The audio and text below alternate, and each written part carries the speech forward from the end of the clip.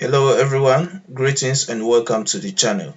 Today's video is about how to remove blank rows in Microsoft Excel. So we start by opening the Microsoft Excel file.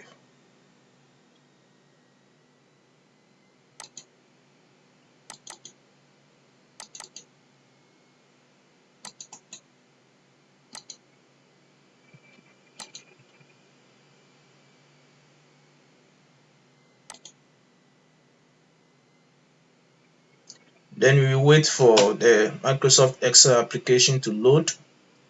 So once it's opened, we make sure the Home tab is activated. Then we select, let's say, the first column. In this case is column A. So we select the column A and then we click on the Find and Select button on the Home tab. So I click on the Find and Select button, then I select Go to Special.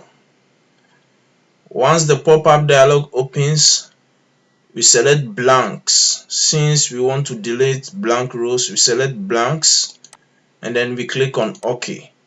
So you can see on the sheet now that there's a gray selection of all the blank cells in the column A.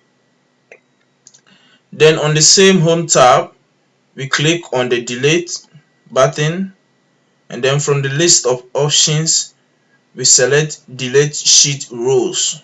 Okay, so by clicking on Delete Sheet Rows, it's going to delete all the rows which are blank. So watch as I click on Delete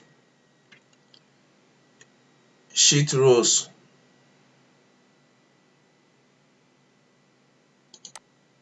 Yes, so you can clearly see that the sheet is no more having any blank row. Okay, so you click on any space, any cell, then you save the file. Thanks, and don't forget to share, like and subscribe to the channel.